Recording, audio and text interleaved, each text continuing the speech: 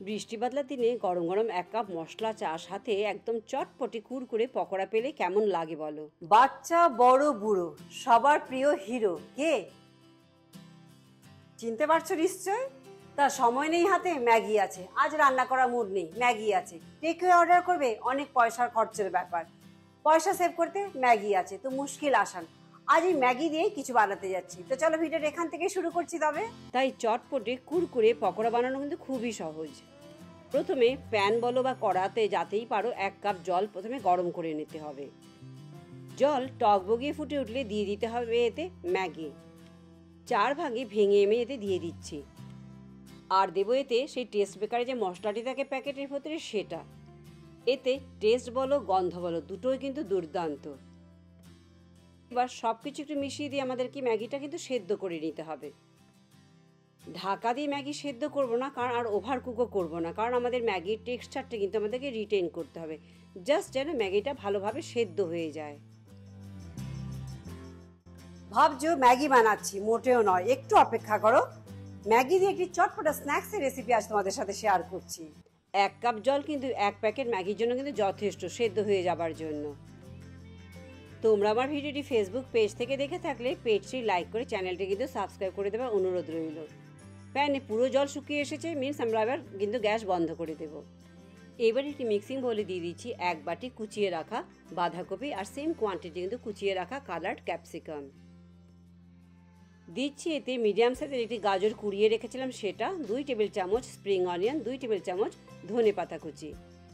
চটপটে বানাবার জন্য দিচ্ছি 2টো কুচিয়ে রাখা কাঁচা লঙ্কা, একটি মিডিয়াম সাইজের পেঁয়াজ, 1/2 চামচ রসুন বাটা, 1/2 চামচ আদা বাটা, 1/2 চামচ লাল লঙ্কার গুঁড়ো, 1/2 চামচ চাট মশলা, আর দিচ্ছি 1/2 চামচ আজওয়াইন ক্যারম সিডস। বাইন্ডিংয়ের জন্য দিচ্ছি এখানে 3 টেবিল চামচ বেসন, আর সাথে পকোড়া একটু যদি কুড়মুড়ে না হয় খেতে ভালো লাগে না, তার জন্য দিচ্ছি 1 টেবিল চামচ রাইস ফ্লাওয়ার চালের গুঁড়ো। দিচ্ছি স্বাদ অনুযায়ী লবণ আর 1 চিমটি হলুদ গুঁড়ো।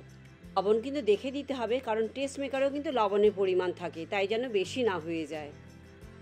কোনো জল ছাড়া কিন্তু সব কিছু আমাদেরকে ঠেসে মেখে নিতে হবে, কারণ সব সবজির থেকে কিন্তু যথেষ্ট পরিমাণে ময়েশ্চার রিলিজ করবে। কাজেই জল যদি আগেই অ্যাড করে দিই তবে কিন্তু আমরা কনসিস্টেন্সিটা মেনটেন করতে পারবো না।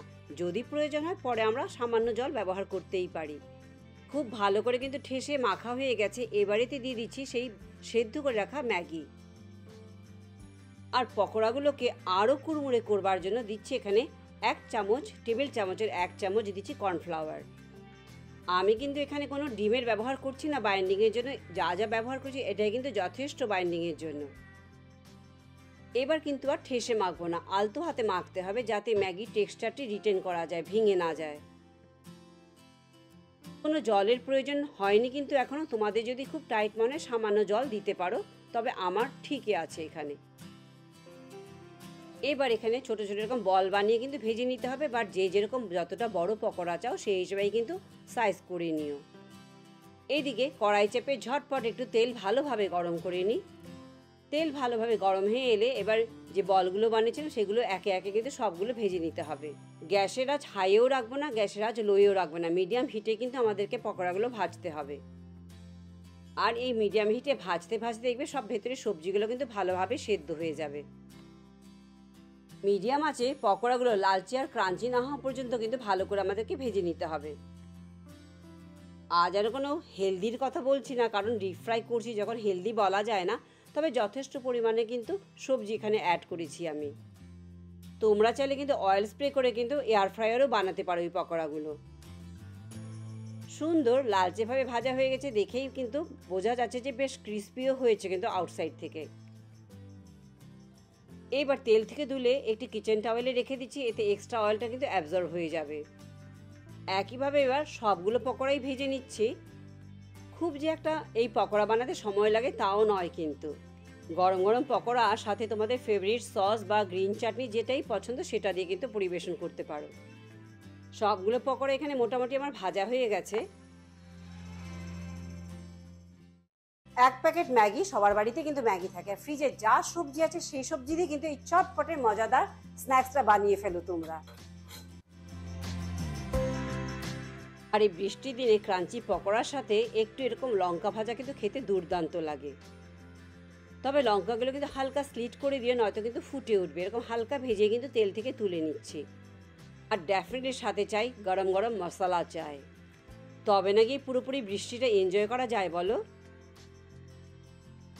এবার তোমাদের একটি পকোড়া আমি ভেঙে দেখাচ্ছি, কতটা ক্রাঞ্চি হয়েছে দেখতেই পারছো। আর ভেতরটাও কিন্তু ভেঙে আমি দেখাচ্ছি তোমাদেরকে। একদম পারফেক্টলি কুক হয়েছে আর দুর্দান্ত হয়েছে কিন্তু খেতেও। তা বাচ্চা বড় বুড়ো সবার মুখে কিন্তু হাসি ফোটাবেই চটপটে মজাদার ক্রিসপি স্ন্যাক্স। তা আজ যাই আমি আমার চা আর পকোড়া এনজয় করি। আর তোমরা ঝটপট বানিয়ে ফেলো পকোড়া, আর জানাতে একদম ভুলো না কেমন লাগলো তোমাদের। আর একটা লাইক, কমেন্ট আর সাবস্ক্রাইব করতে কিন্তু একদম ভুলো না কিন্তু। পরে আবার দেখা হচ্ছে।